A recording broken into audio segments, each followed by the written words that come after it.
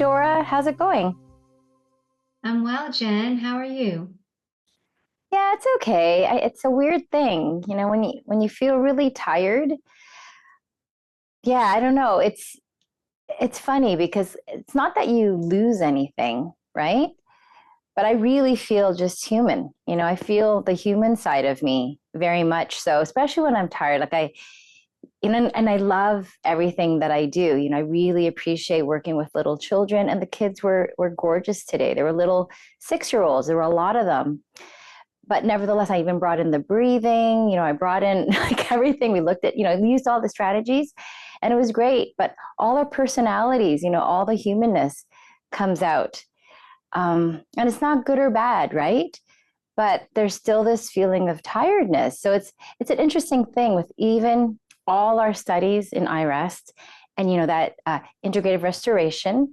And then one of the layers and one of the koshas relates to this, this personality, which we all have this unique contraction in the world. But it's just an interesting thing, like to sort of reflect on, even when you go through all the koshas and we have all the, the breath practice for a year with the irest studies. And, we've been studying the asanas as yoga teachers, all of the different layers, emotional, cognitive. And then there's the personality, right? And it's still there. There's this somethingness that I don't know. It's fun. I feel it more tangibly, I think, when I'm tired, because I can see their personalities coming out of them, and then I can feel my personalities, and sometimes uh, triggers can come out as well. And then I come back. I don't know. Do you relate to that at all? Yeah, I mean, absolutely. And when you're speaking about that, the thought that came up for me was spiritual bypass. And it's so funny because I just had a meeting with a couple of my colleagues, and this was a subject that seemed like to be a theme that comes up for some of our students. And so as you were speaking on that, that really resonated with me as to sort of what I'm experiencing on my end as well, is that inquiry and questioning of, well, who are we? And when are we fused with our personalities or our ego?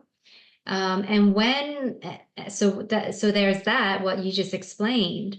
But then there's also the other side of, yeah, the other end of the spectrum, if you like, where people might be striving towards something and trying to almost escape their humanness, right?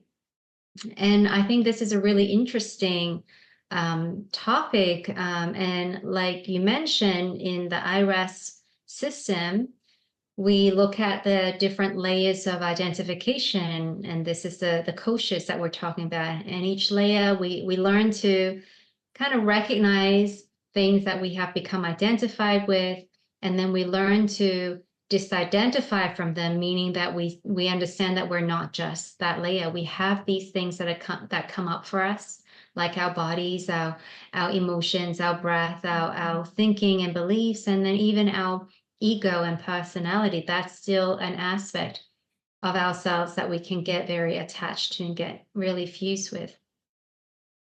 And I think when it comes to this topic, it's always interesting because on one hand, when you're on the spiritual path, you are in a way, you know, whether you're conscious or not, you perceive that there is something that is perhaps better than your humanness, or that there is something that we're trying to transcend. Because even just with the languaging, it's like, oh, I need to, you know, get to this place, or reach a higher consciousness, or get to a higher vibrational state, or to transcend these aspects of myself. I need to become enlightened. It's almost like there's an up leveling, right? Just in the languaging that we use.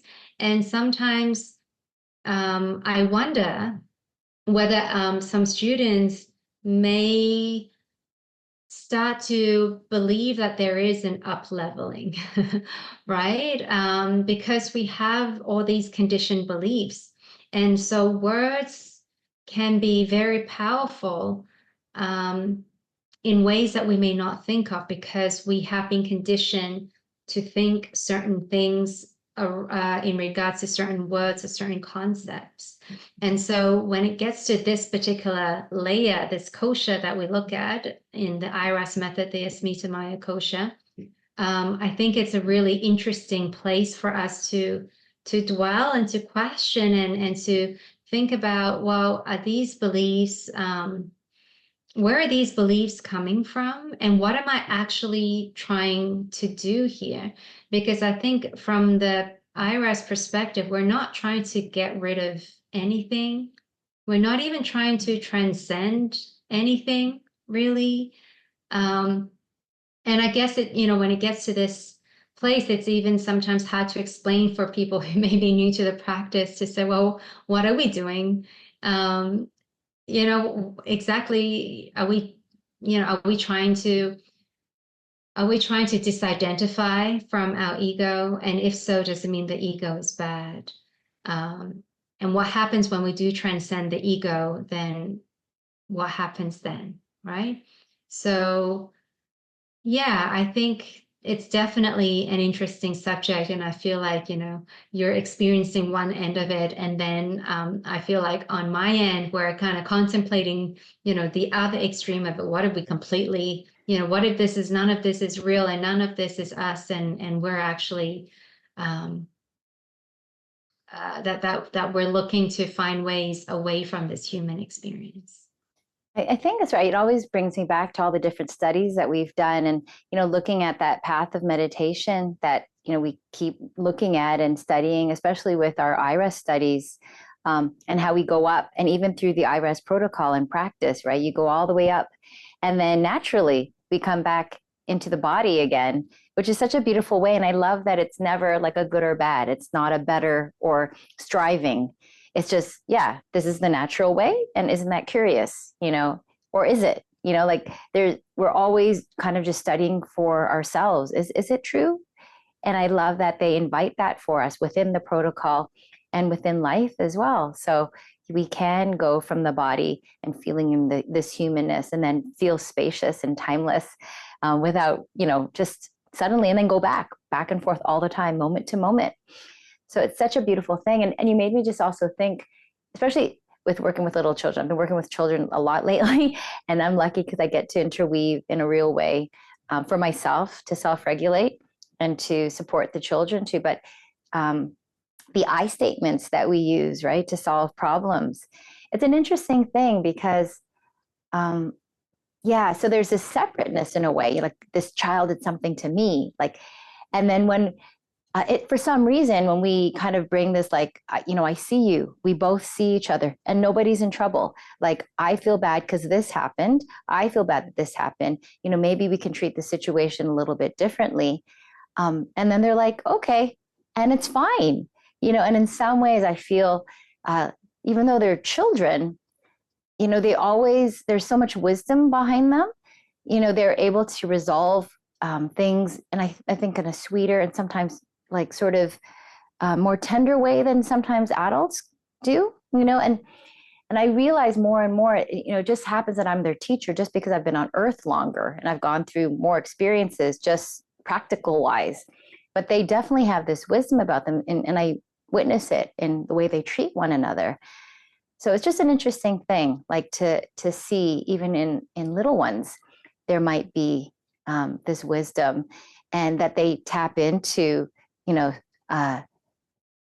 the spaciousness and this timelessness in the way they play, even though they don't call it anything, like you said, like they don't have the language maybe to identify, what they might be experiencing sometimes, but it's really evident when you're with them. Yeah. Do you notice that with your own children, maybe? Well, I'm not surprised because I feel like that the wisdom we all have that wisdom. And I think that when we talk about this ego I and this personality, that, another way that you kind of think of the ego is your personality. But what is your personality? Your personality, isn't that an accumulation of all your past experiences and conditioning and beliefs? And if that were the case, then I wouldn't be surprised why children have maybe even more of that wisdom because they haven't been corrupted with these conditionings, right? And so that there's actually maybe there's even that greater access of that wisdom of the body than we would now because I don't think it's because we need to, I mean, the inherent wisdom that we have is not based on how old you are, right? It's already here. And I think as we grow older, we kind of put more and more things on ourselves that we start to obscure, this. There was a really good analogy once, and I don't know if I can remember it exactly, but you know how those olden oil lamps? And at first you see the flame which is burning bright, but as you continue to use the lamp, the glass around it starts to darken, right? And it's almost like I kind of feel like that's kind of what happens to us is as we start to put more and more of these layers, these koshas that we start to identify with, it starts to, hide the flame that you have within, but the flame is still burning inside. And I think that what we're trying to do with our practice is to kind of clean that all that layer that's outside so that we can reveal to ourselves again that flame that has always been there the whole time. You're actually And so making me, maybe so go ahead. no, I was just going to finish by saying maybe for kids, they've had less time so that it's a little bit maybe less obscure than once we've gotten older and have all these conditionings about how life or what we perceive life to be. Because I was going to say, having said that, you're making me think of, because there's a lot of us whose parents are aging, right? And I've got some friends who've, you know, their parents really are towards the end of life, and I've got a friend whose parent is in palliative right now. And I guess just depending on maybe what they have experienced or what they're open to, but it's an interesting thing because I did a doula end of life doula course, and it's sort of like the beginning of life doula where they help with the beginning of life stuff. But they've got this one now for helping with end of life. And it's interesting because in some ways, you're making me think like maybe that light gets reignited because, as we age, sometimes if we're lucky enough, a lot of the responsibilities or something like that maybe dim the light as we get older, they start to we don't have those same responsibilities anymore, and maybe that lightness comes out again a little bit because it feels like for some or maybe for many as they age there's this wisdom, right? We always talk about the older people having this wisdom, and just seeing what's really maybe important in life, because they can see clearly again. And there's always that sweetness between elderly people and young ones. There's this kind of communication that they have. Sometimes even physically, right? Like some of them can only move the same amount as they both have similar motor skills in some ways and similar capacity for whatever they're really focusing on.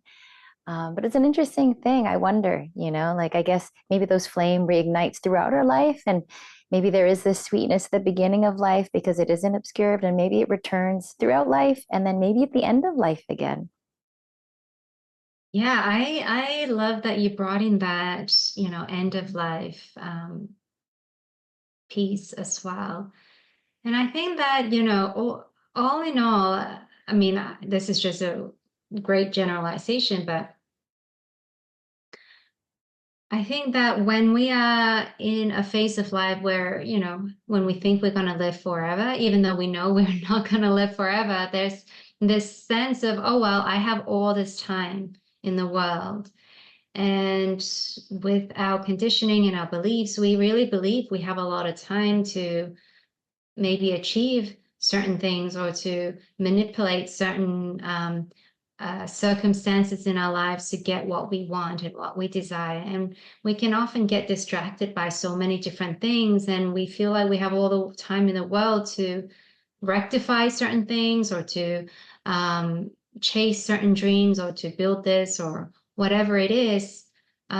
We start to really become focused on things that may not actually be that important, but at the same time, certain things are out of our minds because we're not thinking of end of life. I think that when we do get to end of life, then you realize that, okay, I have really limited amount of time. Um, what is really a priority? So instead of trying to think, oh, I'm gonna, get promoted and get rich or whatever it is, these kind of goals that you perceive are going to bring you happiness, now you really get real with yourself. Like, what is really what brings me joy? What is something that's going to bring me joy now, not like 10, 20 years where I think that once I become a millionaire that I'll be happy, right? It's going to be, well, no, what is it right now that brings joy and meaning to my life? And so, in that sense, I don't even think it has to be aging. For people who may have an illness that really make them realize that they have to be very that reevaluate what they do with the next few years or whatnot. That they also make these realizations as well. And so, I think part of the practice that we're trying to cultivate here is to live every day in a way that values and bring meaning, like values what we have and bring meaning to the way that we're living our lives right now in this present moment and from moment to moment, rather than trying to work towards something that we think is going to bring us happiness later on, right? And in doing that, we're actually become hooked to that expectation, and that in itself is causing suffering to us that we may or may not even be conscious of. Yeah. So, what do you think we can offer the listeners, maybe to sort of delve into this really, human? It's a really human experience, feeling into this kosha, this layer. What do you suggest? Yeah, this kosher is a tricky one, right? Because it's not just one that you can say, hey, just do this. Yeah.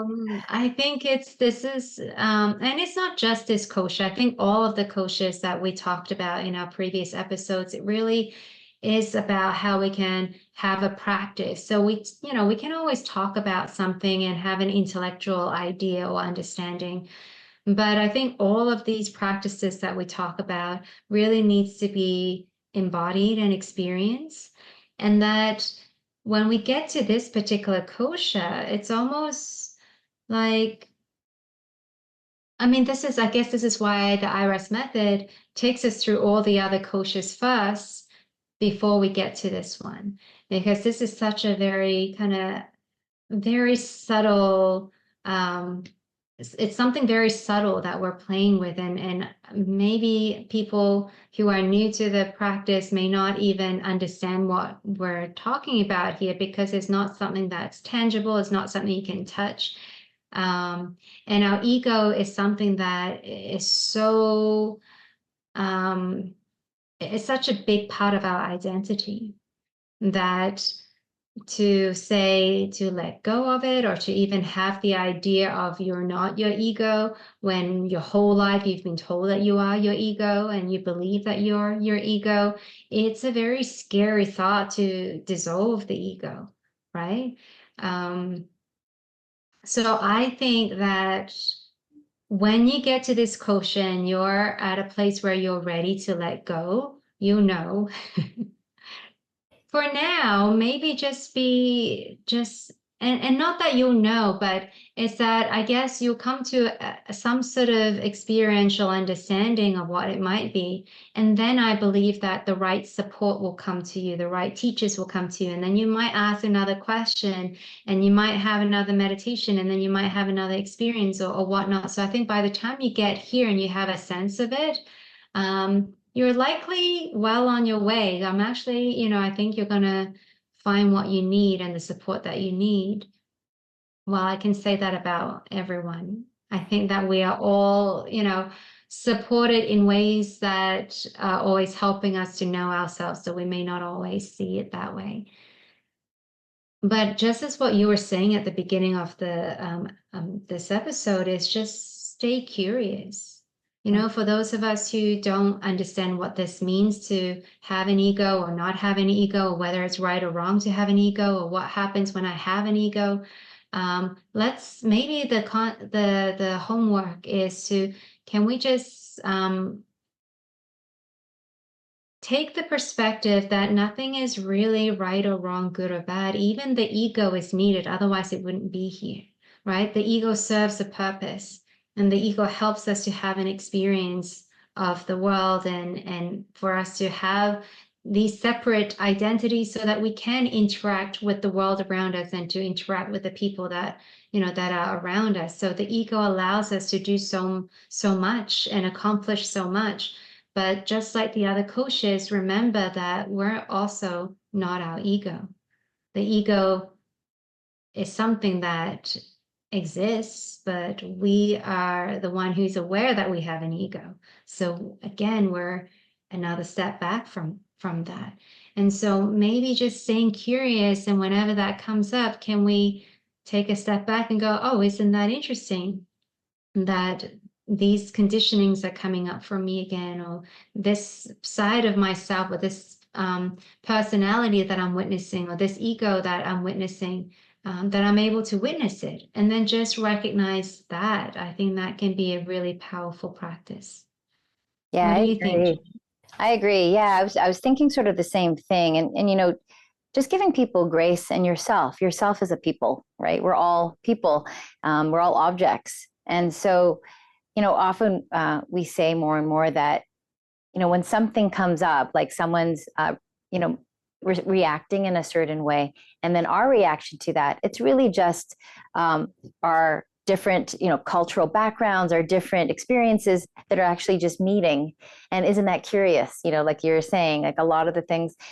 So instead of, you know, getting into the habit of being curious about it rather than reacting, that little bit of a pause, and then noticing like, oh, okay, I'm responding in a different way. And this person is, and, you know, we might not even be noticing the same thing because our backgrounds could be completely different. That, you know, there's this way of looking at it. So instead of maybe taking it personally, um, noticing that it's the personality that's kind of meeting personality to personality. So then if you witness it with a little bit of distance, it doesn't feel so emotional, or you don't feel that hurt. So yeah, I like the idea that you said of just being curious about it all. And especially when you get to this point, you know, uh, you're well on your way. Like you really met a lot.